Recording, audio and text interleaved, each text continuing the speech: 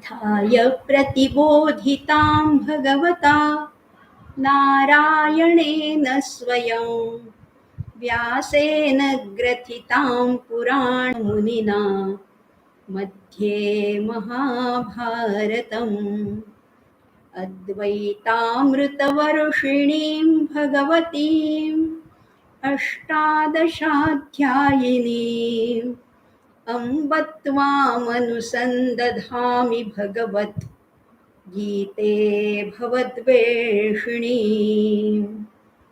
नमोऽस्तु ते व्यासविशालबुद्धे फुल्लारविन्दायतपत्रनेत्र येन त्वया भारततैलपूर्णः प्रज्वालितो ज्ञानमयः प्रदीपः प्रपन्नपारिजाताय स्तोत्रवेत्रैकपाणये ज्ञानमुद्राय कृष्णाय गीतामृतदुहे नमः। वसुदेवसुतं देवं कंसचाणूरमर्दनं देवकी परमानन्दं कृष्णं वन्दे जगद्गुरुं। मूकं करोति वाचालं पङ्गुल्लङ्घयते गिरिं यत्कृपातमहं वन्दे परमानन्दमाधवं। नारायणं नमस्कृत्य नरं चैव नरोत्तमं देवीं सरस्वतीं व्यासं ततो जयमुदीरयेत्। ओम श्री परमात्मने नमः। नमस्कार. आजही एक विशेष दिन आहे. आज आहे भाद्रपद वद्य षष्ठी आणि आज इतकं विलक्षण भाग्य आहे आपलं की आज ज्ञानेश्वरीची जयंती आहे. म्हणजे गीता जयंती जशी आपण करतो तशी आज ज्ञानेश्वरीची जयंती आहे. आणि आज माऊलींनी जी ज्ञानेश्वरी किंवा जी भावार्थ दीपिका अत्यंत सोप्या साध्या भाषेमध्ये प्राकृतामध्ये सर्वसामान्य जनांपर्यंत पोहोचवली. अनेक दृष्टांत, अनेक दाखले, अनेक उदाहरणं देऊन गीतेतलं तत्वज्ञान त्यांनी अत्यंत स्पष्ट केलं आणि अतिशय सामान्य लोकांपर्यंत सुद्धा ती पोचली. आणि तोच हा अतिशय मंगल दिन आहे. आज आहे 27 सप्टेंबर 2021. प्रत्येक दिवसाचंच महत्व आहे बघा.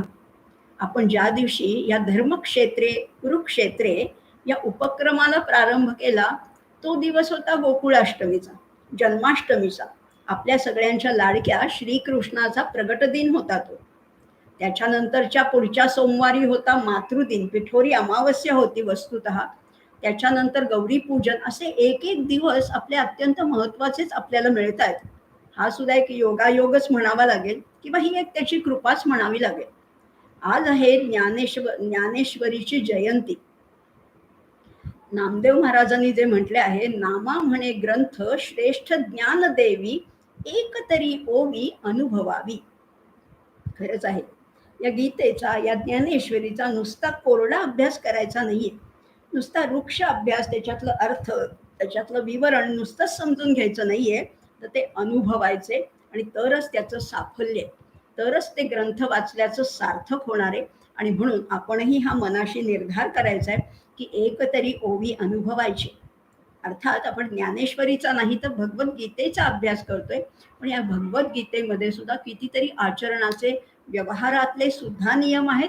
आणि मोक्षप्राप्तीसाठी सुद्धा एक अत्यंत मार्ग दाखवलेला, सुकर असा मार्ग भगवंतांनी दाखवलेला आहे. म्हणजे खरोखर बघितलं तर हिंदू धर्म म्हणा, हिंदू संस्कृती म्हणा, हिंदू तत्वज्ञान म्हणा, या सगळ्याचा महाप्राण किंवा आत्मा कोण आहे तर ती ही भगवद्गीता आहे. ही भगवद्गीता सगळ्याचा प्राण आहे. अगदी वैश्विक तत्वज्ञानाचा मुकुटमणी कुठला? वैश्विक, हा भारतीय म्हणत नाहीये, हिंदू म्हणत नाहीये. वैश्विक तत्वज्ञानाचा मुकुटमणी कोण आहे तर ही भगवद्गीताच आहे.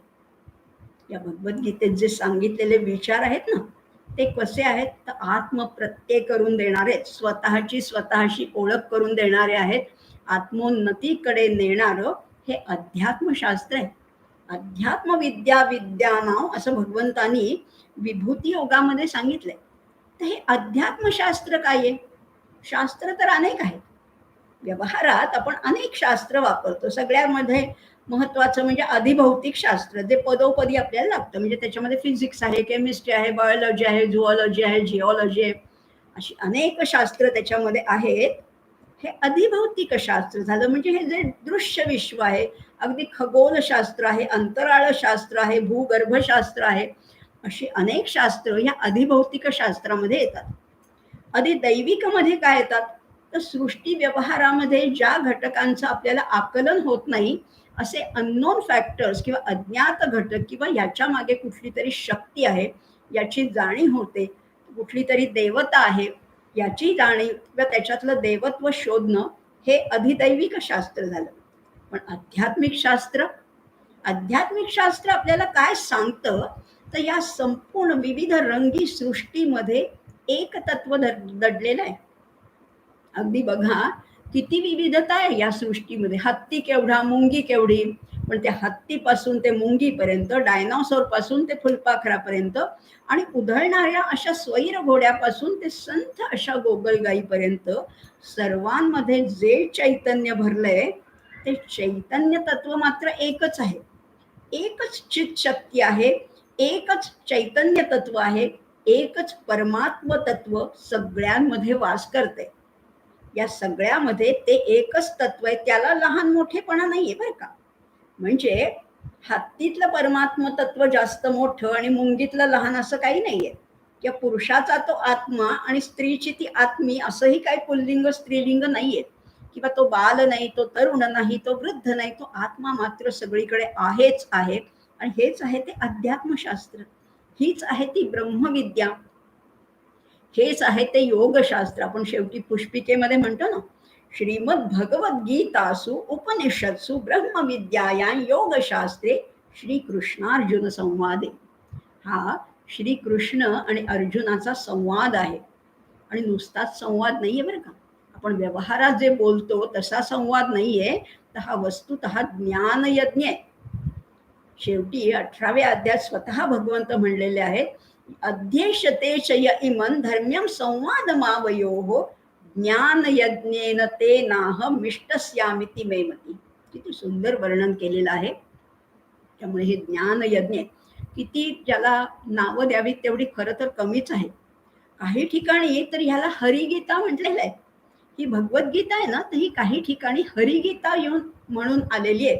आणि खरंच आहे ना, ती हरीच्या मुखातनच आली. या स्वयं पद्मनाभस्य मुख पद्मात विनिसृता, अशी ही हरिगीता सुद्धा आहे. आणि उपनिषदातलं तत्व तर आहेच आहे, त्याचं मंथन करून त्याच्यातले काही विचार आणखीन सोपे करून या भगवद्गीतेमध्ये आले.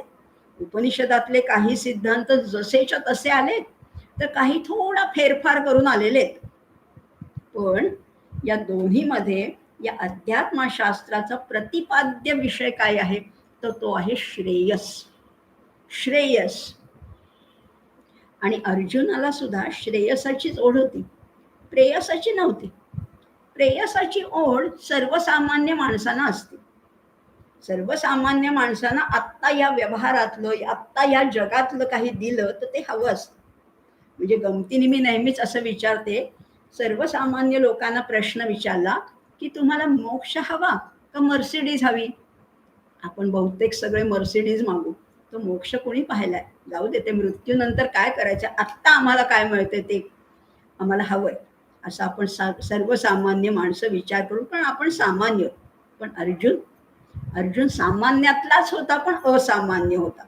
नरच होता, पण तो नराचा नरोत्तम झाला. कारण त्या श्रेयसाची इच्छा, श्रेयसाचं तळमळ, श्रेयसाची त्यांनी म्हणताना सुद्धा म्हटलेलं ना, या श्रेयस्या निश्चितम ब्रूहितन मे, मला फक्त तू श्रेयस काय ते सांग, असं त्यांनी म्हटलेलं आहे. आणि खरंच आहे, प्रेयस हे सगळ्यांना आपोआप कळतं बरं का. लहान मुलांना सुद्धा खाऊ कळतो, खाऊ दिला तर असं करीन असं म्हटलं की ते कळतं. प्रेयस सगळ्यांना कळतं, न सांगता न शिकवता कळत असतं. पण श्रेयस मात्र अभ्यासपूर्वक त्याचं जतन करायला लागतं, ते शिकावं लागतं, ते अंगामध्ये मुरवावं लागतं. असं हे श्रेयस आहे.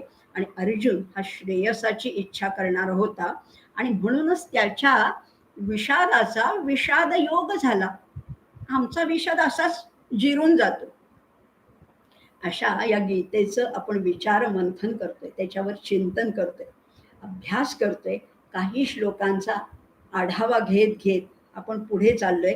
आणि त्याचबरोबर आपण महाभारतातल्या काही कथा, काही व्यक्तिचित्र, काही भूमिका सुद्धा समजावून घेतोय. याच्यामध्ये फक्त कथा सांगणं हा उद्देश नाहीये, तर स्वभावाचे कितीतरी नमुने आपल्याला बघायला मिळतात. अशी या महाभारतात आलेली ही भगवद्गीता. भीष्म पर्वाच्या तिसऱ्या उपपर्वामधले 25 ते 42 अध्याय म्हणजेच ही भगवद्गीता आहे. तिला म्हटलेलं आहे, माऊलीनीच म्हटलंय बरं का, तिला शास्त्रेश्वरा म्हटलेलं आहे. शास्त्रामधली ती श्रेष्ठ आहे. शास्त्राचं शास्त्र आहे आणि त्याच जोडीला ती कलांची कला सुद्धा आहे. अशी ही शास्त्रेश्वरा आहे. आणि हे अध्यात्मशास्त्र जे आहे ना, ते कसं असतं, स्थल काल व्यक्तीच्याही अतीत असतं, सगळ्याच्या पलीकडे असतं. आणि म्हणूनच माऊलीने, आज आपण ज्ञानेश्वरी जयंती आहे आणि म्हणून आज आपण माऊलींचा वारंवार उल्लेख करतो आहोत. आणि माऊलींनी तर ह्या भगवद्गीतेला किती नावं दिली आहेत, कारण जिथे अतिशय प्रेम येतं ना, अतिशय प्रेम, इतका हा बोधप्रद असा ग्रंथ आहे. आणि हा सर्वसामान्य जनसामान्यांपर्यंत पोचवावा अशी माऊलींची जी तळमळ होती. आणि त्या तळमळीपोटी, त्या प्रेमापोटी, त्या भक्तीपोटी माऊलींनी किती नामं दिली आहेत ह्या भगवद्गीतेला. एकदा म्हटलेलं आहे, प्रमेयाचा तो महानिधी आहे. प्रमेय सिद्धांत किती आहेत, महानिधी आहे, प्रमेय महानिधी आहे. त्याला म्हटलेलं आहे नवरस सुधाब्धी आहे. 9च्या 9 रस आहेत. साहित्यामध्ये नवरस असतात. या नवरसांचा इथे अगदी मिलाफ झालेले आहेत. सगळे रस याच्यामध्ये आलेले आहेत. सगळ्या धर्मांचं हे माहेरघर आहे, परमधाम आहे, सकल विद्यांचं हे मूळ पीठ आहे. अहो एवढंच नाही तर या शारदेचं हे लावण्य भांडार आहे. काय सुंदर उपमा दिली, शारदेचं लावण्य भांडार ही म्हणजे गीता आहे. किंवा आणखीन म्हटलेलं आहे, विवेक तरुणचं हे उद्यान आहे. किती बोलावं तेवढं कमीच आहे हो या गीतेबद्दल. आणि माऊलींची प्रतिभा, मग काय त्याला बहरच आलेलं आहे. माऊलींच्या शब्द सामर्थ्य, शब्द वैभव केवढं होतं. आणि ही भगवद्गीतेसारखा ग्रंथ आणि त्यावर माऊलींनी केलेलं भाष्य अपूर्व संगमच आहे.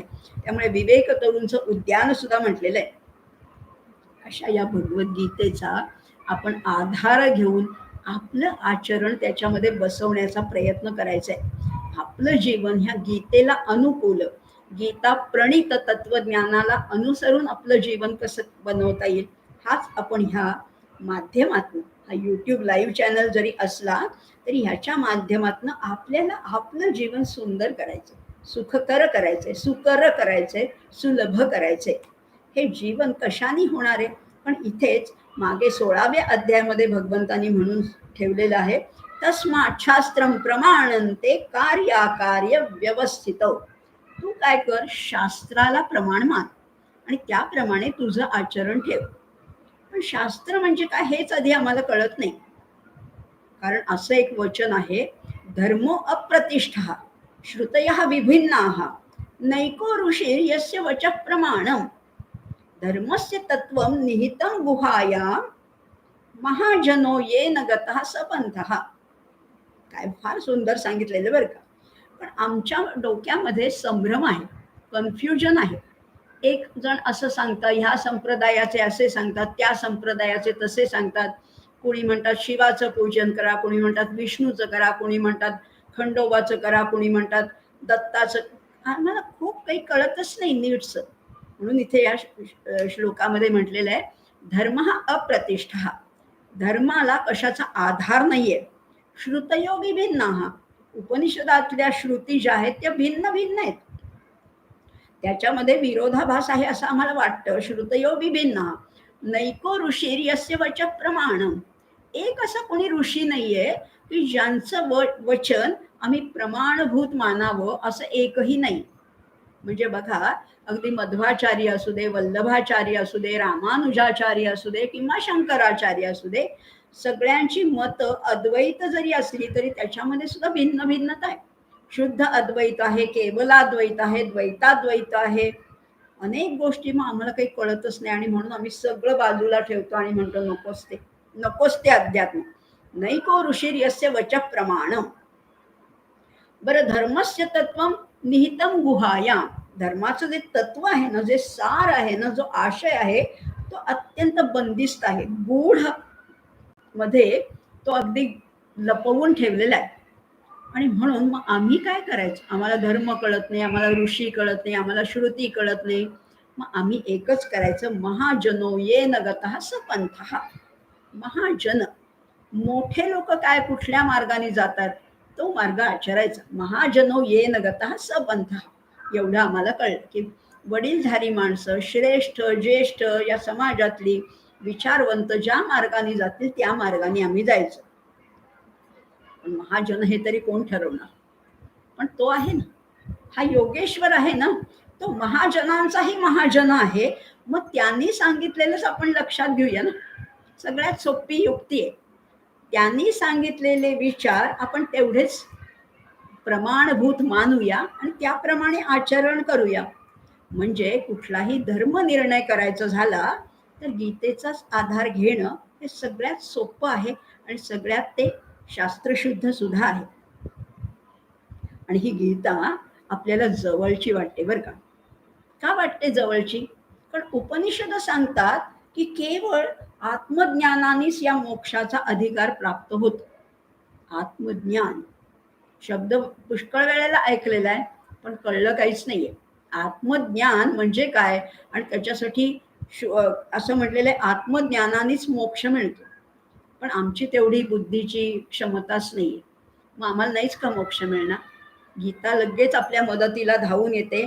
गीता म्हणते, हो बरोबर आहे, आत्मज्ञानाने मोक्ष मिळतो, पण एवढंच नाही तर केवळ तुमच्या अनन्य भक्तीने सुद्धा मोक्षाचे अधिकारी होऊ शकता. हे शक्य आहे. केवळ भक्तीने शक्य आहे, केवळ कर्माने शक्य आहे. आणि शेवटी शेवटी कर्म, भक्ती, ज्ञान हे मार्ग एकमेकात मिसळून जातात आणि या तिन्हीचा मिळून त्रिवेणी संगमच होतो. म्हणजे सुरुवात करायला तरी आम्हाला भक्ती मार्ग आहे, त्यातल्या त्यात जवळचा मार्ग आहे. असं जेव्हा गीता सांगते तेव्हा जर आमच्या जीवात जीव येतो, जर आम्हाला दिलासा मिळतो, जर आम्हाला विश्वास वाटतो की हो मी काहीतरी करू शकेन बाबा, 2-4 पावलं का होईना टाकू शकेन. आणि 11व्या अध्यायाच्या विश्वरूप दर्शन सांगून झाल्यावर भगवंत म्हणतात, मत कर्म कृन मत परमो मत भक्त संग वर्जिता निर्वैर सर्वभूतेषु यस्स मामेति पांडव. तो मला येऊन मिळतो. कोण? त्याच्या आधीच्या श्लोकात म्हणले, भक्त्या त्वनन्यया शक्य. अनन्य भक्तीने हे सगळं शक्य आहे. माझं विश्वरूप दर्शन घडणं सुद्धा तुला शक्य आहे अनन्य भक्तीमुळे. आणि म्हणूनच ही गीतेची सर्वोत्तम अशी देणगी आहे. कर्म कर पण निष्काम कर्म कर, भक्ती कर पण ती अनन्य भावानी कर. किती सुंदर सांगून ठेवले. मग आमच्या जरा आता आवाक्यात आल्यासारखं वाटते, आम्हाला हे जमेल असं थोडं तरी वाटतंय. आणि मग हे जर का आम्ही असं शुद्ध कर्म करायला लागलो, शास्त्राधिष्ठित शास्त्रांनी सांगितलेलं कर्म आम्ही करायला लागलो, तर आपोआपच चित्तशुद्धी होणार आहे.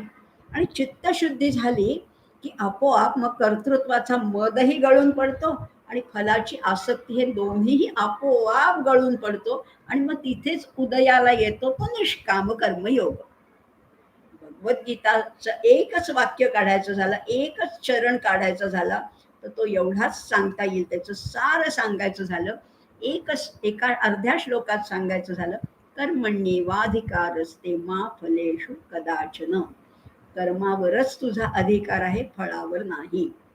हे अवघड वाटतंय, पण आपण पुढे जसं जसं जाऊ, दुसऱ्या अध्यायामध्ये 47वा श्लोक आहे हा, त्याचा विचार आपण जेव्हा ओघाओघाने करू, दुसऱ्या अध्यायाचा जेव्हा विचार करू तेव्हा याचा नक्कीच विचार करणार. आत्ता मात्र आपला चाललाय तो अर्जुन विषाद योग. किती सुंदर शब्द आहे ना, अर्जुन विषाद योग. विषाद या शब्दाची व्याख्या वारंवार आपण बघतोय. गळाठा, ग्लानी, नकोस वाटणं, कंटाळा, आळस, हे सगळं आहे. पण त्याला आपल्या भाषेतला शब्द आहे तो म्हणजे डिप्रेशन. अर्जुन सुद्धा डिप्रेस झाला होता ना, आणि त्याचं समुपदेशन केले, त्याचं काउन्सिलिंग केले ते भगवंतांनी केले. आणि काउन्सिलिंग करता करता त्याची मनोभूमिका पार बदलून टाकली. पहिल्या अध्यायात जो अर्जुन होता तो 18व्या अध्यायामध्ये पूर्णपणे बदललेला आहे. पहिल्या अध्यायामध्ये तो म्हणत होता मी सांगतो ते बरोबरच आहे, पटलं की नाही तुला, असं म्हणत होता. पण शेवटी म्हणतोय की करी शेवचन अंतव, इतकी मनोभूमिका बदलण्याचं सामर्थ्य या भगवंतांच्या वचनामध्ये आहे. पण हे अमृत वर्षाव आहे, शब्दांचा हा अमृत वर्षाव आहे. आणि तोच आपण बघतोय. आणि त्याच्यामध्ये आपले चाललेत काही श्लोक. आता बघा, आपण भगवद्गीतेची पार्श्वभूमी 2 भागामध्ये खरं तर पाहिली, पण पार्श्वभूमीच महत्वाची. 2 भागामध्ये पार्श्वभूमी पाहिली. तिसऱ्या भागामध्ये आपण पहिले काही श्लोक पाहिले, अगदी श्लोक. धर्मक्षेत्रे कुरुक्षेत्रे धृतराष्ट्र कोण होता, संजय कोण होता, कुरुक्षेत्र म्हणजे काय, द्रोणाचार्य आणि द्रुपदांचं कसं वैर होतं, वगैरे वगैरे पहिले 5-6 श्लोक आपण ते पाहिले होते. त्याच्यानंतरचे श्लोक आपण सगळी पांडवांच्या सैन्याची ओळख करून घेतली होती. पांडवांकडे कोण कोण रथी, महारथी, अतिरथी, अर्धरथी कोण कोण आहेत हेही जाणून घेतलं. त्याच्यानंतरच्या भागामध्ये आपण कौरवांकडे कोण कोण सेना आहे. कौरवांनी तर ही नारायणी सेना वस्तुतः ही श्रीकृष्णाची सेना होती, पण ही कौरवांनी, ह्या दुर्योधनाने मागून घेतली होती. आणि मागून कशासाठी घेतली, कारण त्याचं संख्याबळ पुष्कळ होतं. संख्याबळ पुष्कळ होतं. 11 अक्षौहिणी सैन्य कौरवांकडे होतं आणि पांडवांकडे त्या मानाने कमी 7च अक्षौहिणी सैन्य होतं. पण त्याच्यातनं गंमत काय झाली हे आपण मागच्या भागात बघितलं होतं. बघा, पर्याप्त आणि अपर्याप्त ह्या शब्दांची कसा खेळ केला होता. दुर्योधनाने स्वतःच बोलता बोलता स्वतःच्याच पायावर धोंडा पाडून घेतला होता. तो म्हणाला होता अपर्याप्तं तदस्माकं बलं भीष्माभिरक्षितम्. हे भीष्माने रक्षण केलेलं आमचं बळ कसं आहे, अपर्याप्त म्हणजे भरपूर आहे, पुष्कळ आहे असं म्हणत होता. आणि या पांडवांचं पर्याप्तं त्विदमेतेषां बलं भीमाभिरक्षितम्. यांचं अतिशय क्षुद्र आहे, अत्यंत तुटपुंज असं सैन्य आहे. पण शब्द वापरताना व्यासांची प्रतिभा आहे. अपर्याप्त म्हणजे पुष्कळ आणि पर्याप्त म्हणजे थोडं. ही जरी शब्दरचना असली तरी अपर्याप्तचा अर्थ आहे नॉन सफिशियंट, पुरेसं नाही. आणि पर्याप्तचा अर्थ आहे पुरेसं, थोडं असलं तरी पुरेसं आणि जास्त असलं तरी पुरेसं नाही, असं आपण शब्दरचना पाहिली. आणि या अध्यायामध्ये किती शब्द आहेत अहो, काय सुंदर शब्दांच्या जोड्या आलेल्या आहेत. पहिल्या भागामध्ये आपण पश्य आणि निबोध ही पण एक जोडी पाहिली होती. पश्य म्हणजे पहा आणि निबोध म्हणजे जाणून घे. समोरची वस्तू पाहता येते, पण माझ्या मागे काय आहे हे मला जाणून घ्यावं लागतं. पाहू शकतो, पण एवढे भाले, एवढे भाते, एवढं धनुष्य घेऊन पाहणं अवघड जातं. आणि म्हणून दुर्योधन म्हणाला होता की अस्माकंतु विशिष्टाये तान निबोध द्विजोत्तम. त्यांना तू जाणून घ्या गुरुजी, तुम्ही त्यांना जाणून घ्या.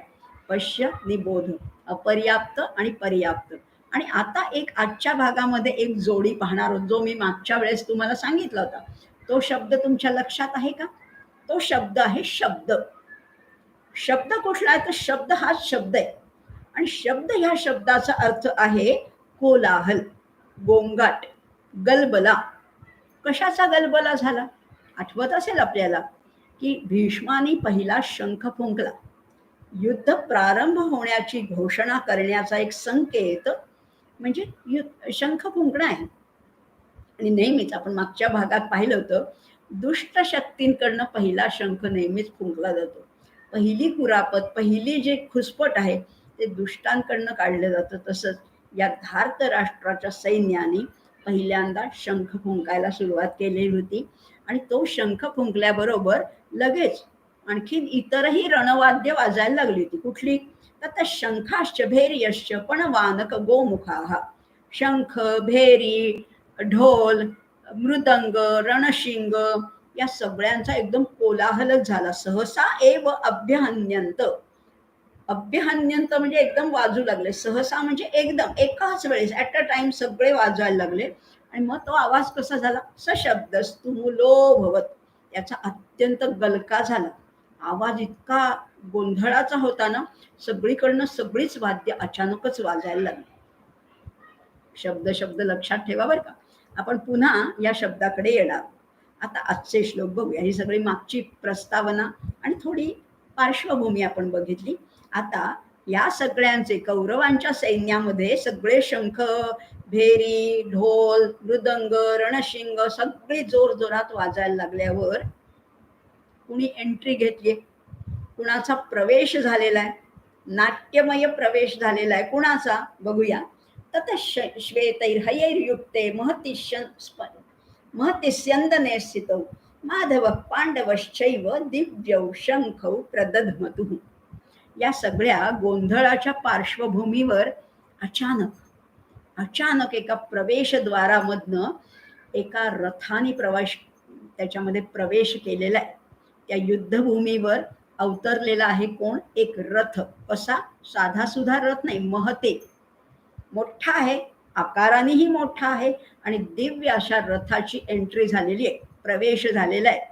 बरं, या रथाला घोडे तरी कुठले जोडले होते? तर श्वेतैर्हयैर्युक्ते. हय म्हणजे घोडा. कुठल्या रंगाचे घोडे होते? अर्थातच पांढरे शुभ्र घोडे होते.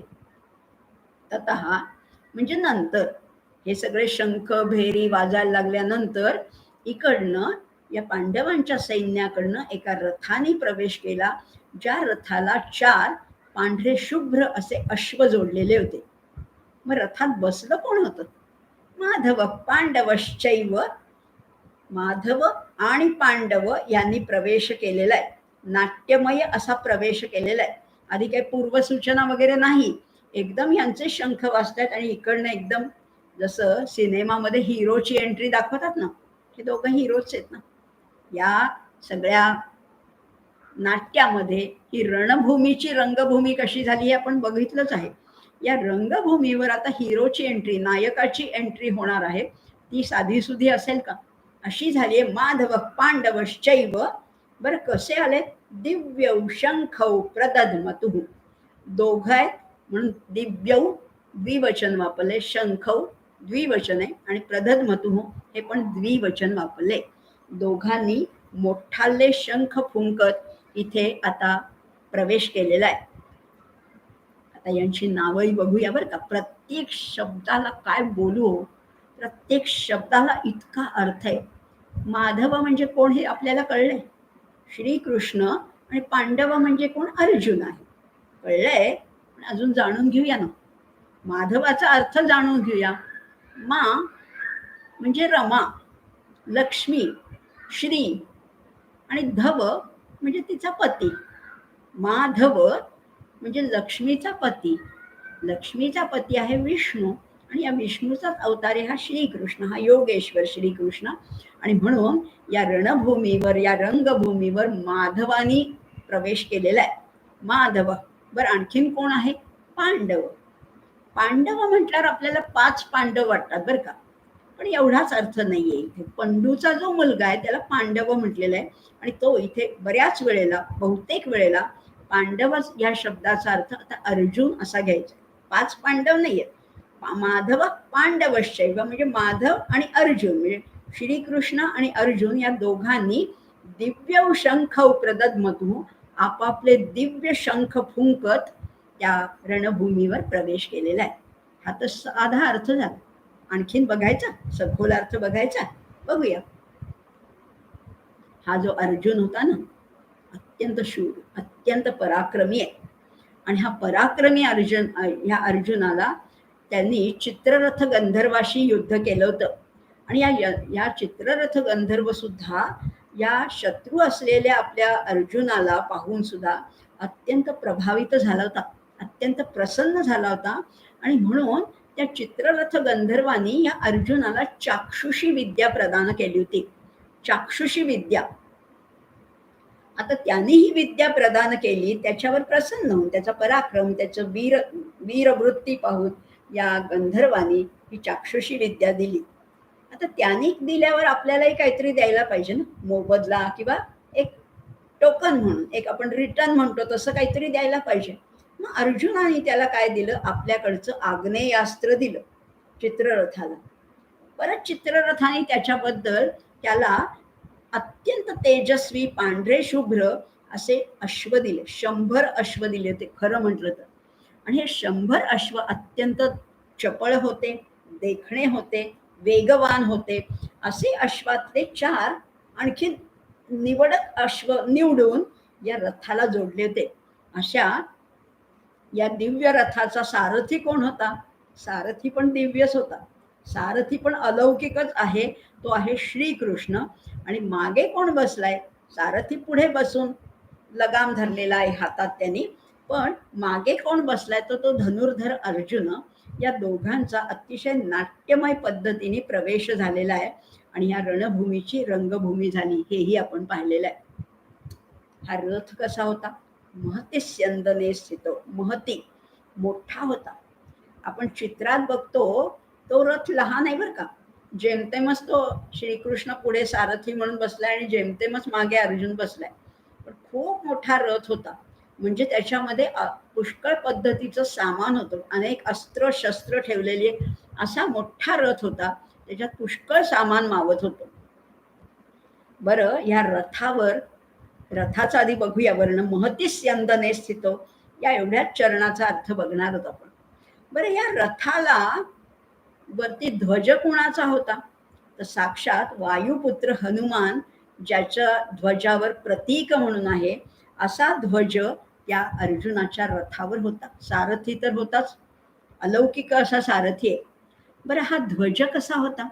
या ध्वजानी समोर मागे या साईडला पूर्वेकडे पश्चिमेकडे दक्षिण उत्तर तिर्क असं 1 योजन अंतर कापलेलं होतं. 1 योजन अंतर हा ध्वज फडकत होता.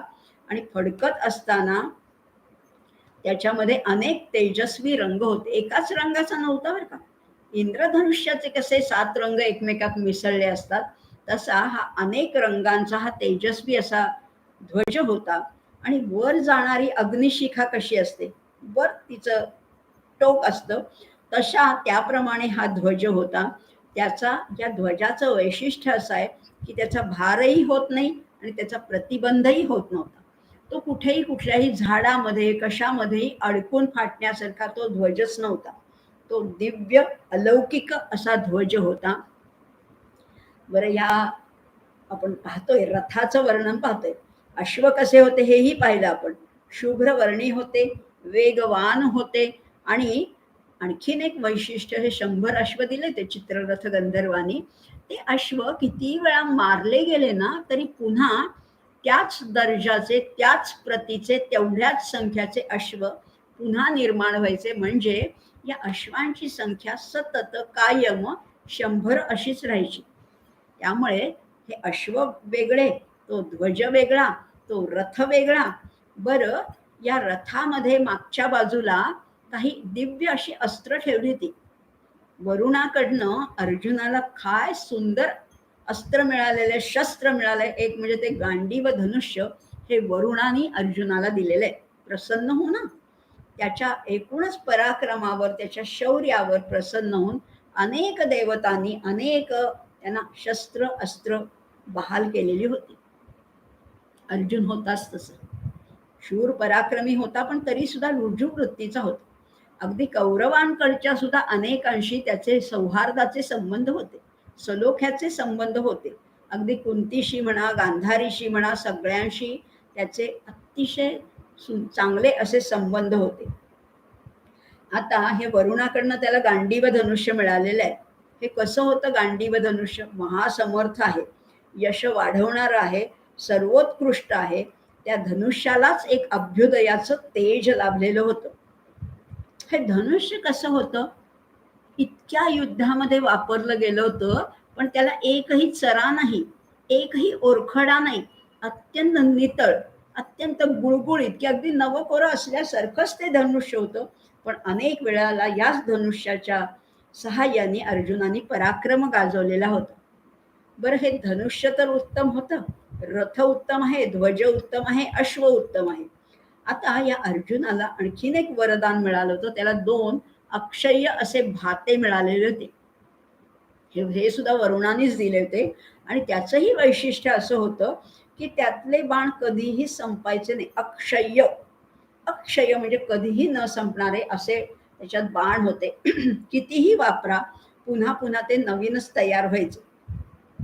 बरं, या ध्वजाची जी यष्टी होती ना, ध्वज फडकत कसा होता हे आपण पाहिलं.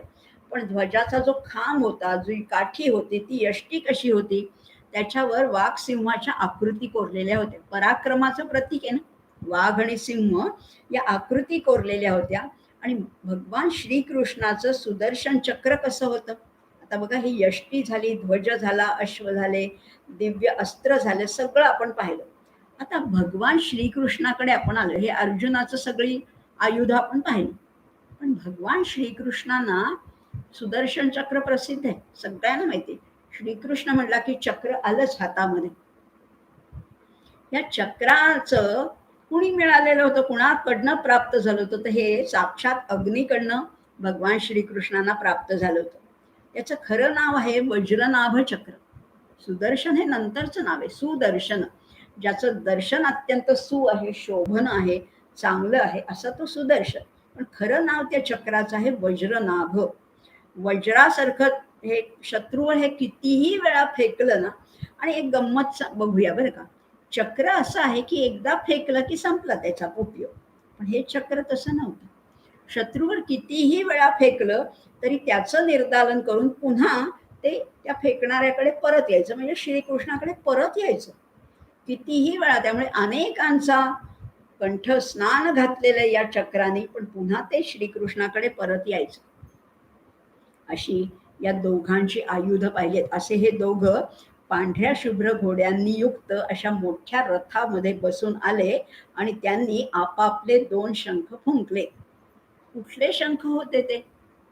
शंख तरी कुठले होते? तर पांचजन्यम ऋषिकेशो देवदत्तं धनंजयः पौंड्रं दधमौ महाशंखं भीमकर्मा वृकोदरः. काय सांगितलंय बघा, शंखांची नावं सुद्धा सांगितलेली आहेत. ही शंखांची नावं काय आहेत? पांचजन्यम ऋषिकेशो. हा ऋषिकेश. आता आधी त्या वीरांची नावं बघूया आणि मग शंखांची नावं बघूया. ऋषिकेश कुणाचं नाव आहे माहितीये, सगळ्यांना माहिती, पण अर्थ नाही माहिती. आम्ही काहीतरी घाईमध्ये ऋषिकेश म्हणतो. ऋषिकेश नाही येतो, ऋषिकेश आहे. ऋ म्हणायचंय. ऋषिक म्हणजे इंद्रिय, आणि या इंद्रियावर ज्याचं स्वामित्व आहे, ज्याचं हक्क आहे, ज्याचा अधिकार आहे, ज्याचा ताबा आहे, असा तो ऋषिकांचा ईश म्हणजे ऋषिकेश. आता या ऋषिकेशाचं वर्णन पाहिलं. आता दुसरा कोण आहे? या संपूर्ण गीतेतला दुसरा वीर कोण आहे? तो म्हणजे अर्जुन. त्याचं नाव आहे धनंजय. धनंजय, धन जिंकणारा, धनावर ज्याचं स्वामित्व आहे असा धनंजय. अर्जुन काय करायचा? शत्रूचा भूप्रदेश तर तो जिंकायचाच, पण तो प्रदेश जिंकल्यावर त्या भूमीमध्ये त्याला फारसं स्वारस्य नसायचं.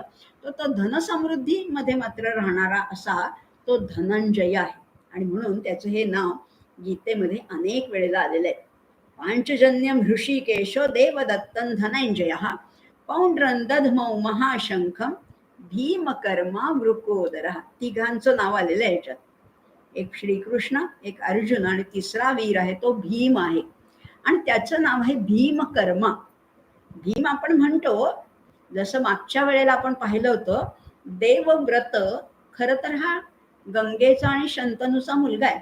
पण त्यांनी अतिशय भयंकर, अतिशय कठीण अशी प्रतिज्ञा केली. त्या प्रतिज्ञा कशी होती? ती भीष्म, भयदायक अशी प्रतिज्ञा होती, म्हणून त्याचं नाव भीष्म पडलं.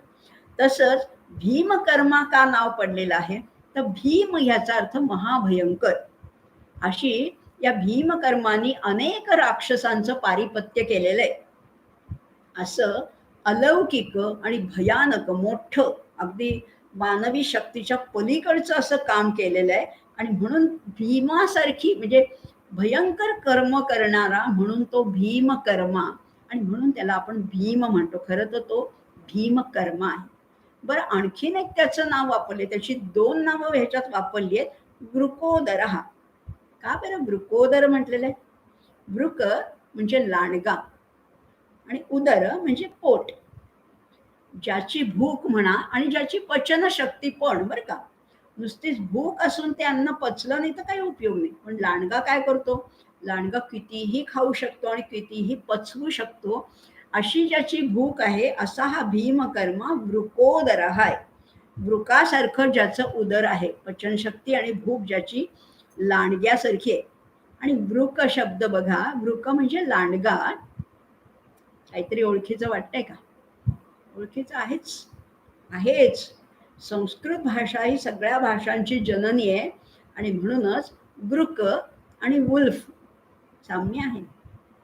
इंग्लिशमध्ये लांडग्याला वुल्फ म्हणतात आणि संस्कृतमध्ये वृक म्हणतात. वाटतंय ना साम्य? वृकावरूनच वुल्फ हा शब्द आलेला आहे. आणि इथे म्हटलेलं आहे, मग त्या भुईमकर्मा वृकोदराने कुठला शंख वाजवला? त्याच्या शक्तीला, त्याच्या शरीर यष्टीला साजेसाज पौंड्रं दद्मौ महाशंखम. बाकीच्यांचे शंख तरी साधारण सामान्य आकाराचे असतील, पण ह्याचा शंख त्याच्यासारखाच प्रचंड होता आणि त्या शंखाचं नाव होतं पौंड्र. पौंड्र नावाचा शंख या भीमकर्म्याने वाजवला. पण मग कृष्ण आणि अर्जुनाने कुठले शंख वाजवले? पांचजन्यम ऋषिकेशो देवदत्तं धनंजयः. ऋषिकेशाने कुठला शंख वाजवलाय? पांचजन्य. पांचजन्य शंख तर आम्हाला माहिती, ऐकलंय, नाव ऐकलंय, पण त्याचं व्युत्पत्ती नाही माहिती. बघा, कृष्णाचे गुरु कोण आहेत? शिक्षण कुणाच्या आश्रमामध्ये घेतलं तर सांदीपनी ऋषींच्या आश्रमामध्ये त्यांनी शिक्षण घेतलं. आणि या सांदीपनी गुरूंच्या पुत्राच्या मुक्ततेसाठी त्यांनी समुद्रामध्ये शोध घेतला. श्रीकृष्णाला त्यांनी जेव्हा गुरुदक्षिणा विचारली ना सांदीपनी ऋषींना, की मी तुम्हाला काय गुरुदक्षिणा देऊ, तेव्हा ते म्हणाले माझा मुलगा शोधून दे. आणि त्या शोधासाठी त्यांनी समुद्रामध्ये त्याचा मागोवा घेण्याचा प्रयत्न केला. आणि तेव्हा त्या समुद्रामध्ये पंचजन नावाच्या राक्षसाचा या श्रीकृष्णाने वध केला आणि त्याच्या हाडापासून जो शंख बनवला त्याला म्हणतात पांचजन्य. पांचजन्य हा शंख त्या हाडापासून बनवलेला आहे. असा हा पांचजन्य शंख, अर्थातच तो त्याचा अतिशय प्रिय होता. पांचजन्यम ऋषिकेश, ऋषिकेशाने पांचजन्य नावाचा शंख फुंकला. आणि मग देवदत्तन धनंजय, धनंजयाने म्हणजेच अर्जुनाने कुठला शंख फुंकला आहे? देवदत्त. आता देवदत्त शंख त्याला कोणी दिला होता? अर्थ तर आपल्याला लगेचच कळतोय, देवानी दिलेला, देवेन दत्त. देवानी दिलेला शंख तो देवदत्त. कुठल्या देवाने दिला होता? तर अर्जुनाने एकदा इंद्राच्या मदतीसाठी निवात कवचादी राक्षसांचा पराभव केला, तेव्हा इंद्राने प्रसन्न होऊन या अर्जुनाला, म्हणजे आपला पुत्रच होता ना, इंद्राच्या अंशापासूनच अर्जुनाचा जन्म आहे, आणि म्हणून अर्जुनाचा पराक्रम बघून इंद्र नेहमीच अत्यंत प्रसन्न व्हायचा. आणि हा पराक्रम तर इंद्राच्या साक्षात मुक्ततेसाठी किंवा त्याला वाचवण्यासाठी, त्याच्या मदतीसाठी केला होता. आणि म्हणून इंद्राने प्रसन्न होऊन अर्जुनाला जो शंख दिला त्याचंच नाव आहे देवदत्त. देवानी दिलेला म्हणून देवदत्त. समजल्यात आपल्याला? 3 वीर झाले आणि 3 शंख झाले. पांचजन्यम ऋषिकेश, ऋषिकेशाने पांचजन्य, देवदत्तन धनंजय, अर्जुनाने देवदत्त, आणि भीमाने पौंड्र नावाचा महाशंख फुंकला. तिघांचं झाले. अजून 3 शिल्लक आहेत ना. पांडव 5 होते आणि 6वा हा श्रीकृष्ण. 6 शंखांची नावं आपल्याला बघायची. पुढच्या श्लोकात लगेचच सांगितलंय, अनंत विजयम राजा कुंती पुत्रो युधिष्ठिरः नकुल सहदेवश्च सुघोष मणिपुष्पकौ. राजा पण म्हटलेला आहे, कुंती पुत्र पण म्हटलेला आहे आणि युधिष्ठिर पण म्हटलेलं आहे. 3 संबोधन वापरलीत युधिष्ठिराला. युधिष्ठिर म्हणजेच पांडवातला सगळ्यात ज्येष्ठ बंधू, म्हणजेच धर्म, ज्याला आपण धर्म म्हणतो, तो युधिष्ठिर आहे. बरं, आता कुंती पुत्र म्हटलेलं आहे. का बरं कुंती पुत्र म्हणले? इथे कुंतीचा मुद्दाम उल्लेख केलेला आहे, पण धर्म आणि कुंती यांच्यामध्ये खूप साम्य होतं. हा कुंतीप्रमाणे स्वतः तेजस्वी होता आणि स्वाभिमानी होता. राजा का म्हटलेला आहे? खरा तर तो इंद्रप्रस्थाचा राजा आहे. आणि युधिष्ठिर का म्हटलेला आहे? युद्धामध्ये स्थिर राहणारा तो युधिष्ठिर. तर स्थीचा ठी झालाय म्हणून युधिष्ठिर. खरा तो युधिष्ठिर आहे. हा सुद्धा समास आहे बरं का, अत्यंत दुर्मिळ असा समास आहे, ज्याला अलुक समास म्हणतात ना. युद्धामध्ये युधी ही सप्तमी विभक्ती आहे. युधिष्ठिरः इति युधिष्ठिरः अलुक समास आहे. असा म्हणजे आता बघा, या राजा असलेल्या, कुंतीचा पुत्र असलेल्या आणि युद्धामध्ये स्थिर राहणाऱ्या अशा धर्मराजांनी अनंत विजय नावाचा शंख फुंकला. नावातच सगळं आलंय. अनंत विजय, ज्याच्या विजयाला अंतच नाही, असा हा धर्मराजा सुद्धा, धर्माने वागणारा, न्याय नीतीने वागणारा आणि तरी सुद्धा शूर पराक्रमी असा राजा आहे. त्याने आपला अनंत विजय नावाचा शंख फुंकला. नकुल आणि सहदेव ही वास्तविक माद्रीची मुलं आहेत. पंडूचीच आहे, पांडवामध्येच त्यांची गणना होते. तर ही वरची 3 आहेत ती कुंतीची मुलं आहेत आणि ही नकुल आणि सहदेव ही माद्रीची मुलं आहेत. बरं, नकुल कसा होता? तो अत्यंत देखणा आहे आणि ही दोघं जुळी आहेत बरं का. या माद्रीला अश्विनी कुमारांपासनं त्यांची ती क्षेत्रज पुत्र आहेत आणि ही जुळी मुलं आहेत. आणि त्याच्यातला नकुल तर इतका विलक्षण असा देखणा होता. अश्विनी कुमारांच्या अंशापासून या जुळ्या पुत्रांचा जन्म आहे. आणि पण हा अत्यंत देखणा असल्यामुळे त्या कुळामध्ये, या कुरूंच्या कुळामध्ये इतका देखणा कुणीच नाही. आणि म्हणून न कुलहा इति न कुलहा, कुळामध्ये कुणीच नाही म्हणून न कुलहा इति न कुलहा, म्हणून त्याचं नाव नकुल असं ठेवलं. याच्या रूपासारखं दुसऱ्या कुणाचं रूपच नाहीये, इतका देखणा आहे. बरं, नुसताच देखणा नाहीये, खड्गयुद्धामधलं कौशल्य सुद्धा याचं वाखाणण्यासारखं कौशल्य आहे. दिग्विजयी असा हा नकुल आहे.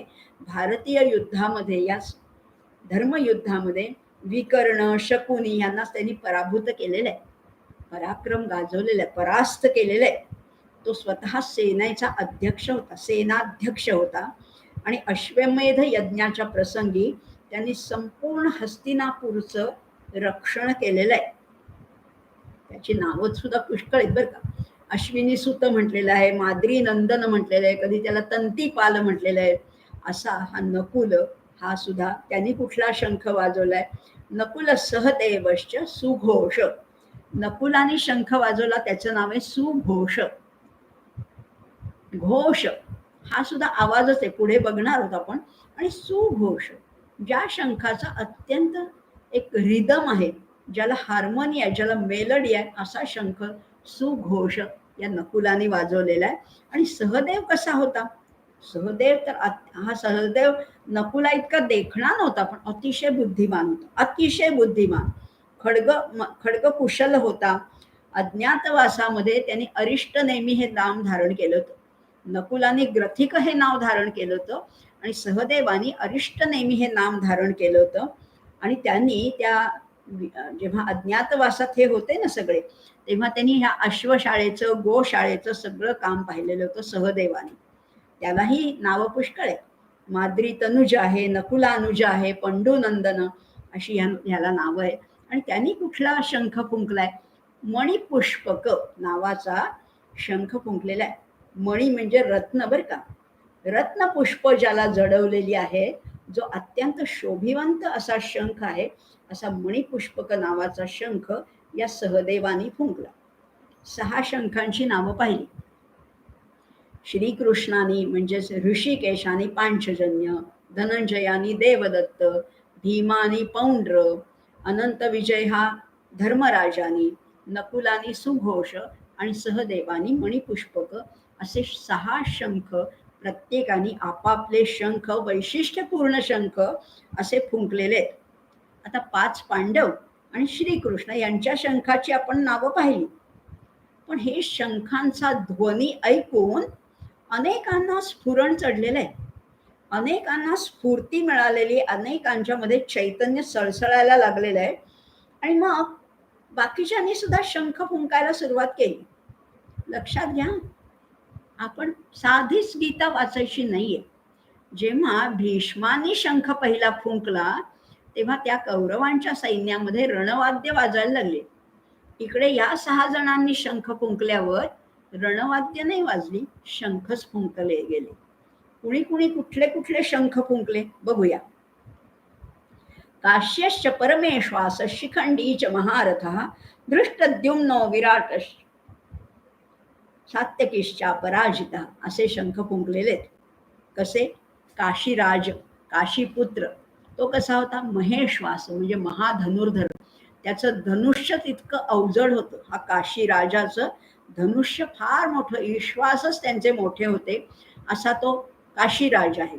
मग शिखंडीच्या महारथा, शिखंडी कसा होता? तो महारथी आहे. मागच्या भागामध्ये आपण महारथीची व्याख्या पाहिली. एका वेळेला 10 सहस्र वीरांशी जो लढू शकतो तो महारथी, असा शिखंडी हा महारथी होता. पण शिखंडी शब्द काय आहे? शिखंडी असं म्हणतात की पूर्वी तो स्त्री होता आणि नंतर तो पुरुष झालेला आहे, आणि म्हणून शिखंड, आता त्याचं नाव तरी शिखंडी का पडलं असावं?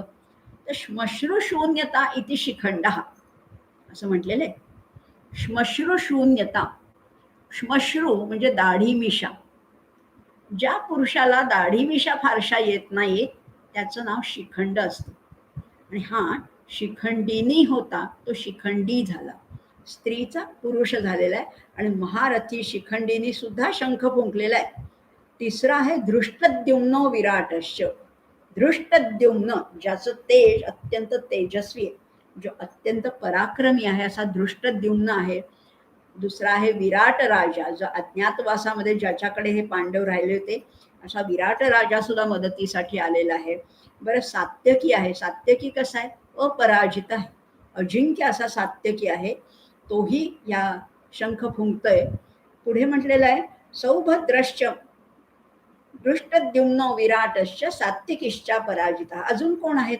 द्रुपदो द्रौपदेयाश्च. स्वतः द्रुपद राजा आहे आणि द्रौपदेय म्हणजे द्रौपदीचे पुत्र पण आहेत. लक्षात घ्या, नातं लक्षात घेऊया आपण.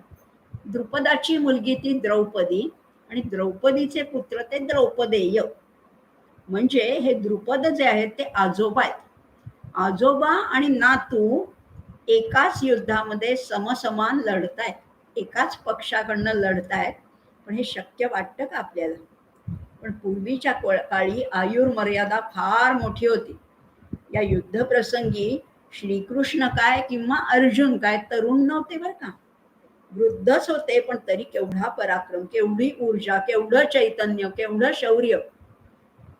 असेच हे आजोबा आणि नातवंड एकाच युद्धामध्ये लढतायत. द्रुपदो द्रौपदेयाश्च सर्वशः पृथ्वीपते. सगळ्या बाजूंनी लढतायत, सगळ्या बाजू कव्हर केलेल्या आहेत. एकाच बाजूला लढतायत, बाकीचं मोकळे असं नाही, सर्वशः. आणि हे सांगतोय कोण?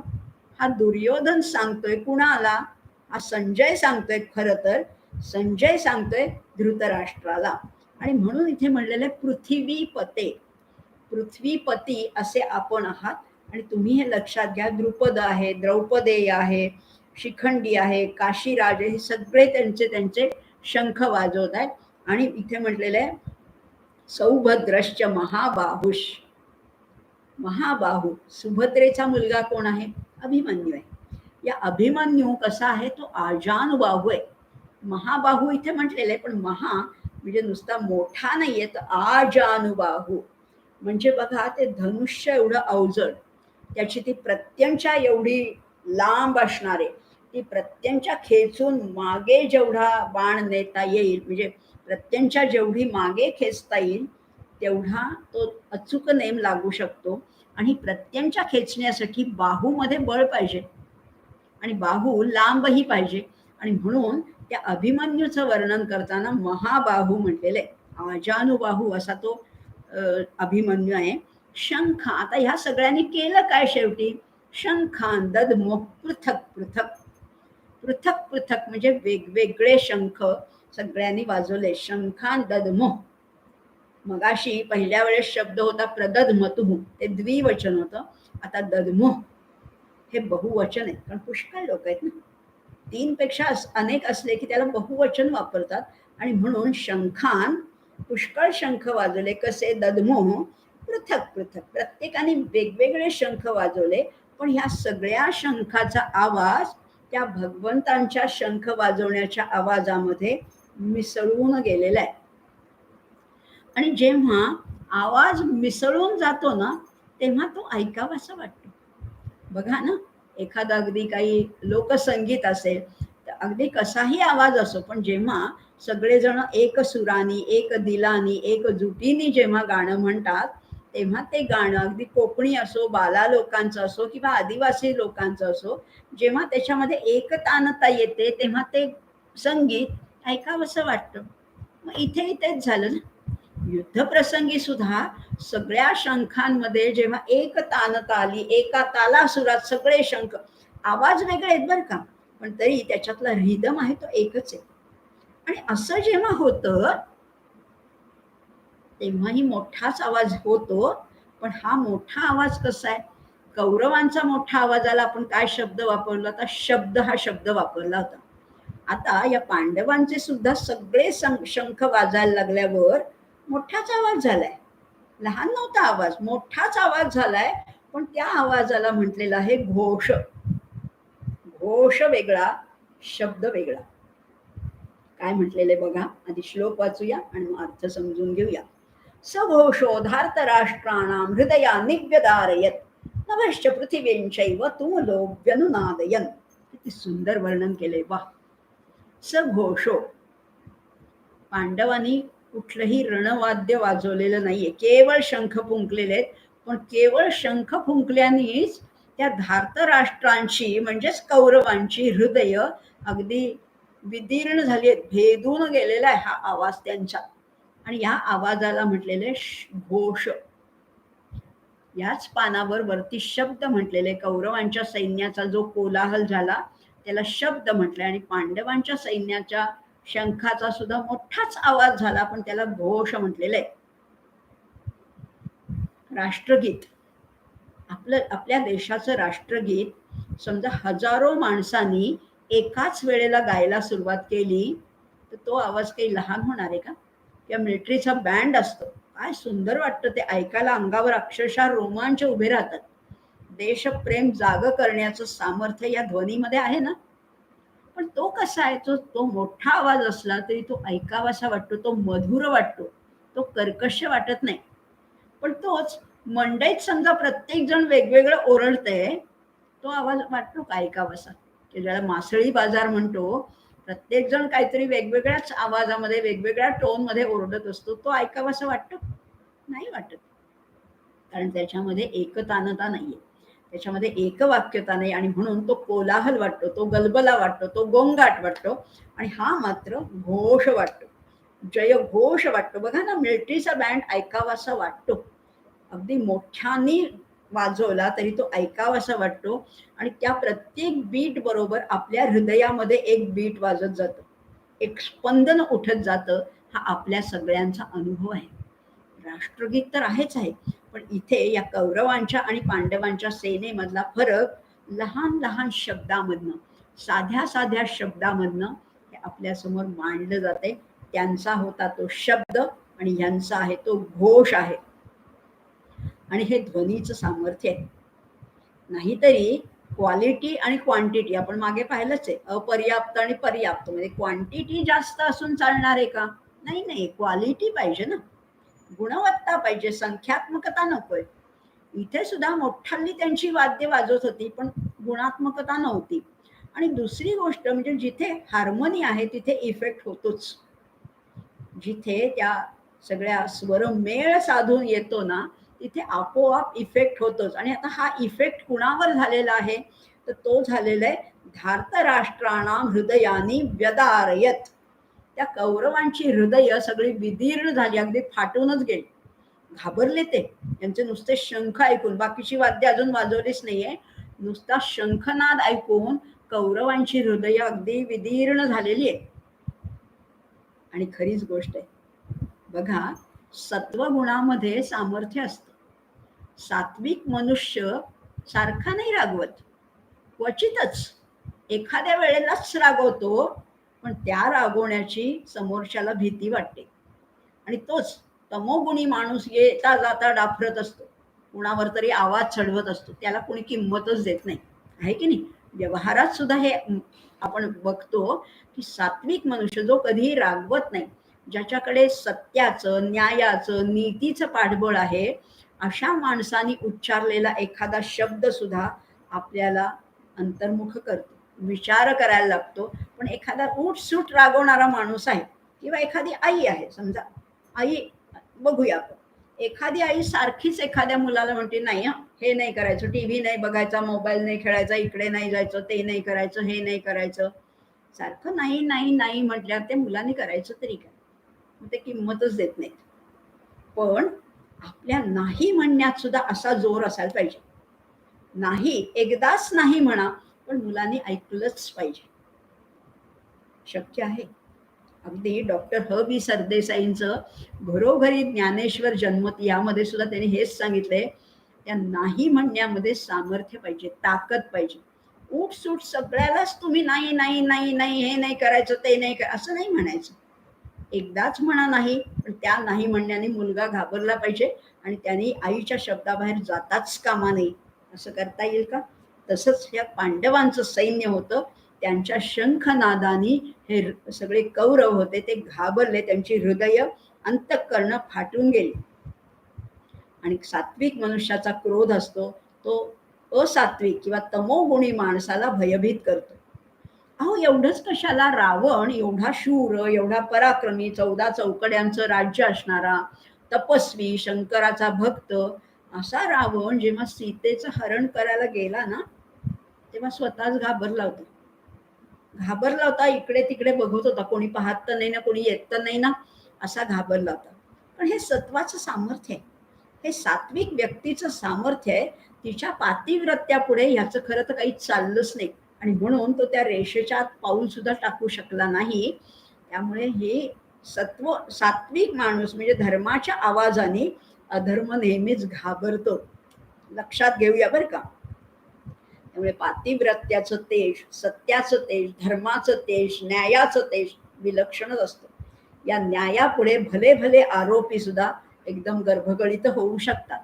आणि हे सगळं होत असताना आता ते कौरव तर घाबरलेच आहेत, पण माऊलीनी, आता आज आपण माऊलीबद्दल बोलणार बरं का. ज्ञानेश्वर माऊलीने काय सांगून ठेवलेले, हा जेव्हा पांडवांच्या बाजूने, पांडवांच्या पक्षामध्ये जेव्हा हा शंखनाद व्हायला लागला, त्या नादानी काय झालं, अहो सगळी पृथ्वी डळमळीत झाली. कशी डळमळीत झाली तर ते म्हणतायत शेषकूर्म सुद्धा गोंधळून गेले. ज्या शेषाच्या फण्यावर, ज्याच्या माथ्यावर ही सगळी पृथ्वी तोलून धरली आहे, जे कूर्म त्याच्या पाठीवर ह्या पृथ्वीचा सगळा डोलारा उभा आहे, ते शेषकूर्म सुद्धा गोंधळून गेले. तिन्ही लोक डळमळीत झाले. मेरू मांदार सुद्धा मागे पुढे हेलकावे खायला लागले. मेरू मांदारासारखे पर्वत ज्यांना नग म्हटलेलं आहे, न गच्छती इति नगहा, न गच्छती, नग का म्हणतात पर्वतांना, ते कुठे जात नाहीत ना, न गच्छती, कुठेही जात नाही, एका जागी स्थिर असतात, म्हणून ते नग आहेत. असे मेरू मांदार सुद्धा जसे काही झोपाळ्यावर, हिंदोळ्यावर हेलकावे खावे असे डगमगायला लागले आणि समुद्राच्या लाटा तर कैलासापर्यंत उसळायला लागले. कशाने? यांच्या शंखनादानी. एवढ्याच लोकांच्या शंखनादानी एवढी सगळी उत्पात घडलेला आहे. सिंहगर्जना ऐकून हत्तीच्या कळपाची कशी पांगापांग होते, हत्ती कसे सैरावैरा धावायला लागतात, तशी कौरवांची अंतःकरण या प्रतिध्वनीने, हा ध्वनी तर झालाच, या ध्वनीचे प्रतिध्वनी उठायला लागले. पुन्हा पुन्हा तोच नाद ऐकायला यायला लागला.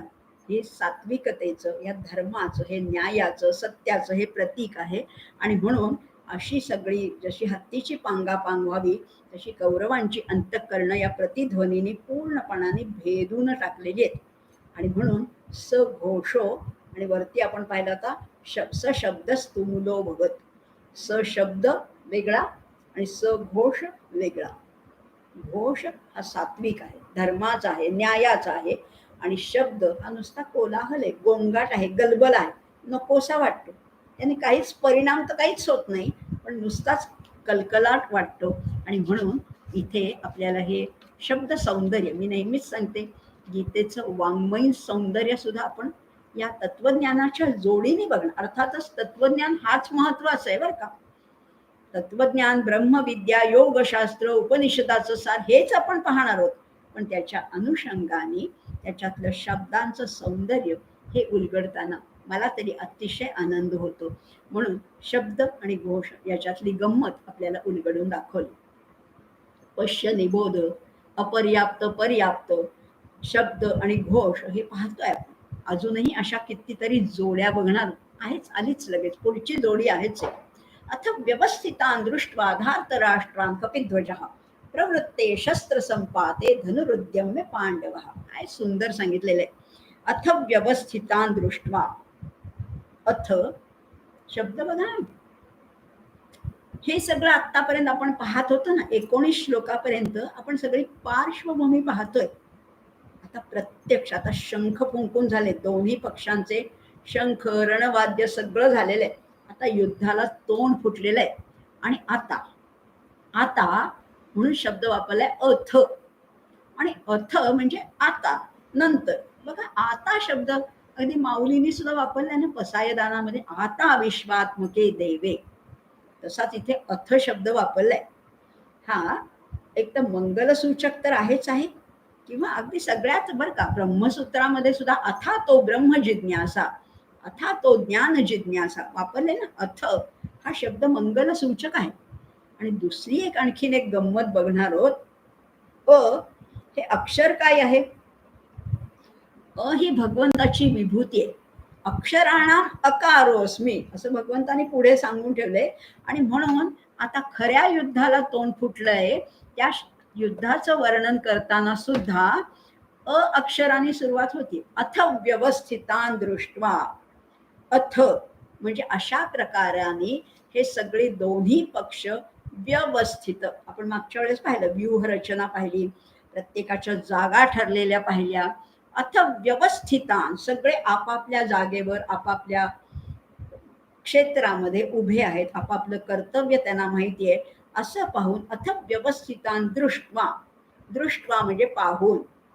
धार्तराष्ट्रान कपिध्वजः, हे धार्तराष्ट्र म्हणजे हे कौरवांचं सैन्य सुद्धा आपापल्या जागी बरोबर उभं होतं.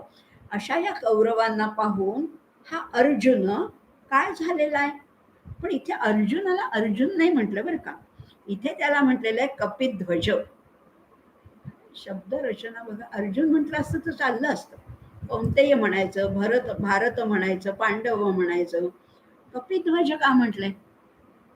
कुठलीच नाही म्हटलं. आणि एकदाच म्हटले, पुढे कुठेही कपिध्वज हा शब्दच येणार नाही. एकदाच म्हटले कपिध्वज. कपिध्वज म्हटले कारण अर्जुनाच्या रथावरती जो ध्वज होता, त्या ध्वजावर चित्र कुणाचं होतं? ते होतं हनुमंताचं. वायुपुत्र अशा मारुतीचं चित्र त्याच्या ध्वजावर होतं. आणि म्हणून त्याला कपिध्वज, ज्याच्या ध्वजावर कपी आहे असा अर्जुन, अर्जुनाचंच नाव आहे खरं तर. पण इथे कपिध्वज वापरण्याचं काय कारण असावं? कारण ह्या आता अर्जुनाला काही माहिती नव्हतं का? कुणाशी लढायचंय माहिती होतं, कोण आहेत आपल्या शत्रू पक्षामध्ये, कोण आहेत हे सगळं माहिती होतं. पण माहिती असणं वेगळं आणि प्रत्यक्ष डोळ्यांनी पाहणं वेगळं. आणि म्हणून दृष्ट्वा, अथ व्यवस्थितान दृष्ट्वा धार्तराष्ट्रान, कपिध्वजः धार्तराष्ट्रान व्यवस्थितान दृष्ट्वा काय म्हणाला? प्रवृत्ते शस्त्र संपाते. आणि सगळीकडे शस्त्र संपात आहे. कसा आहे शस्त्र संपात? आता शस्त्रांनी युद्ध करायची वेळ झालेली आहे. धनुरुद्यम्य, त्यांनी आपलं धनुष्य उचललं. कुणी? पांडव, म्हणजे ते सुद्धा अर्जुनाचंच नाव आहे. पांडव म्हणजे सुद्धा अर्जुनच. असं जेव्हा सगळ्यांनी शस्त्रास्त्र उचलली असताना यांनी सुद्धा आपलं धनुष्य उचललं. आणि हा कपिध्वज काय म्हणाला? ऋषिकेशन तदा वाक्यमिदमाह महीपते. ऋषिकेशाला म्हणालाय तदा, अथ म्हटलेलं आहे आता, आणि आता तदा म्हणजे तेव्हा, तर काळ दाखवते तेव्हा. इदम आह महीपते वाक्यम, हे वाक्य तो बोलला. कुणाला? ऋषिकेशाला म्हणाला. काय वाक्य म्हणाला? आणि हे कोण कुणाला सांगतोय? हे संजय सांगतोय त्या धृतराष्ट्राला. आणि म्हणून धृतराष्ट्राला संजय काय म्हणतोय? महीपते. मगाशी म्हटलं तर पृथ्वीपते, आता म्हणतोय महीपते. अर्थ दोन्हीचा एकच आहे. मही म्हणजेच पृथ्वी.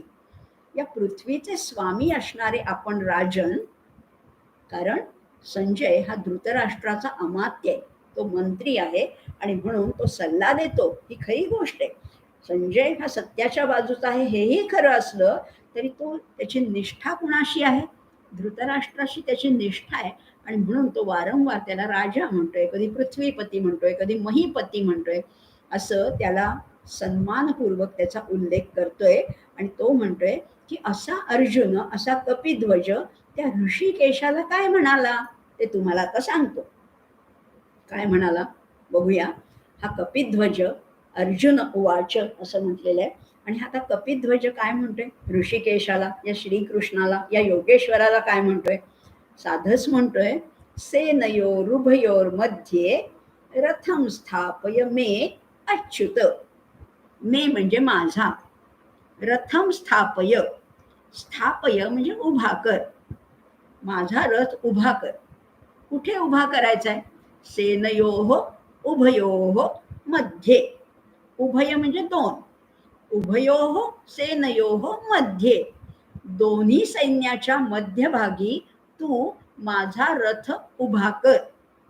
पण कुणाला सांगितलंय. कृष्णाला नाही सांगितलं. सारथी कृष्णच आहे, पण इथे कृष्णाला कृष्ण नाही म्हटलेलं, कृष्णाला म्हटलेलं आहे अच्युत. अच्युत म्हटलेलं आहे. अर्जुनाचं नाव इथे काय पाहिलं आपण, कपिध्वज. कपिध्वज कसा असतो, चंचल असतो. कपी कसा असतो, याच्या रथावर हनुमंताचं चित्र आहे, पण कपी कसा असतो, चंचल असतो. माकड कधी एका जागी स्वस्थ बसतोय का, नाही बसत. या फांदीवर उडी मार, त्या फांदीवर उडी मार, तिकडचं फळ तोड, याला काहीतरी मार, काहीतरी काहीतरी चालूच असतं त्याचं. तसंच अर्जुन कसा आहे, आत्ता त्याचं मन चंचल झालेलं आहे, मन चलबिचल झालेली आहे. मग आधी माहिती नव्हतं का, आधी माहितीच होतं कुणाशी लढायचंय, कोण कोण आहेत प्रतिपक्षात माहिती होतं. पण माहिती असणं वेगळं आणि डोळ्यांनी पाहणं वेगळं. आता डोळ्यांनी पाहतोय, आता मात्र तो घाबरला. घाबरला म्हणजे शत्रूचं बळ पाहून घाबरला नाहीये, पण अरे माझेच लोक आहेत, स्वजनम ही कथम हत्वा सुखी नस्याम माधव, सगळे माझेच लोक आहेत हे बघून आता त्याचं मन चल बिचल झालेलं आहे. लढू का नको लढू, आता त्याच्या मनामध्ये संदेह आलाय, आता मनामध्ये मोह उत्पन्न झालेला आहे. आणि म्हणून त्याला म्हटलेलं आहे कपिध्वज चंचल मनाचा अर्जुन. याचा अर्थ एवढाच आहे, चंचल मनाचा अर्जुन. पण आता चंचल मनाच्या अर्जुनाला आवरणारा कोण पाहिजे. तो पण चंचल असून चालेल का, तो पण त्याच्यासारखा डळमळीतच असला तर कोणी दोघंही डळमळीत काहीच करू शकणार नाही. मग तिथे कोण पाहिजे. कपिध्वजाला सांभाळायला कोण पाहिजे, तर खंबीर पाहिजे, स्थिर पाहिजे, धुरंधर पाहिजे. तो कोण आहे, तो आहे अच्युत. काय सुंदर जोडी घातली हो, अच्युत आहे तो. अच्युत म्हणजे काय आहे, देश काल वस्तू परिस्थिती कार्यकारण भाव काहीही असो, जो कोणत्याही गोष्टीमुळे आपल्या स्थानापासून किंचितही ढळत नाही, तो अच्युत. बरोबरच आहे ना. कपिध्वजाला सांभाळायला, त्याला सावरायला, त्याला बोध करायला अच्युतच पाहिजे, उगीच नाही वापरलेलं.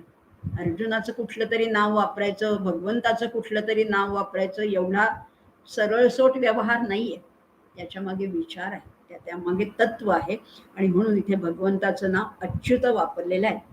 हा अच्युत कोण आहे, हा सारथी आहे. सारथ्य ही सुद्धा कठीण अशी कला आहे. 14 विद्या 64 कला याचा अभ्यास त्यांनी केला होता. सांदीपनी ऋषींच्या आश्रमात राहून हे सगळं त्याला ज्ञात होतं. सगळ्या कला सगळ्या विद्या ज्ञात होत्या. पण ह्याच्यासारखा सारथी दुसरा कोणीही झालेला नाही. आपल्याही जीवनाचा सारथी बनवायचं असलं तर त्या श्रीकृष्णाला सारथी बनवूया, सगळे लगाम त्याच्याच हातात देऊया. तूच कर बाबा काय करायचं ते, मी त्याच्यावर कर्तृत्वाचाही मला अभिमान नको आणि भोक्तृत्वाचाही अहंकार नको. सगळे लगाम त्याच्या हातात सोपवले तर तो अच्युत आपल्यासारख्या कपिध्वजाला, चंचल मनाच्या, आपल्या अशा डळमळीत मनाला, अस्थिर मनाला तो स्थिर करू शकेल. अशा सारथ्याच्या हाती आपणही आपले सगळे सूत्र सोपवूया ना. आणि उपनिषदामध्ये हे सांगितलंच आहे, आत्मानं रथिनं विद्धी शरीरं रथमेव च, बुद्धिस्तु सारथी विद्धी मनः प्रग्रहमेव च. काय सुंदर वर्णन आहे. हा रथ आहे बरं का, शरीराचा हा रथ आहे. बरं, या रथावर मालकी कोणाची आहे, स्वामित्व कोणाचं आहे? तर त्या आत्म्याचं स्वामित्व आहे. आत्मानं रथिनं विद्धी. रथिनं म्हणजे रथाचा स्वामी, रथ इन, रथाचा स्वामी आहे तो आत्मा आहे. शरीरम रथमेव, आणि शरीर हा रथ आहे. पण याचा सारथी कोण आहे? बुद्धिस्तु सारथी एव मन प्रग्रहमेव च. बरं, इंद्रिय कोण आहेत? इंद्रिय हे विषय, म्हणजे विषय अश्व कोण आहेत, घोडे कोण आहेत? तर विषय हे घोडे आहेत. आणि मग असं करत करत ते रूप फार सुंदर कठोपनिषदामध्ये सांगितलेलं आहे. आता आपण फक्त सारथी इथपर्यंतच थांबणार आहोत. पण ही बुद्धीला सारथ्य करू द्यायचंय. आणि बुद्धी कुणाच्या ताब्यात आहे? जो बुद्धे परतस्तु सहा. बुद्धीपेक्षा श्रेष्ठ कोण आहे? तो आहे, तो परमात्मा आहे, तो परमेश्वर आहे, तो भगवंत आहे. असा जो भगवंत आहे, याच्या हातात आपण आपल्या जीवन रथाची सगळी सूत्र त्याच्याकडे देऊन टाकूया. आपण स्वस्थ बसूया.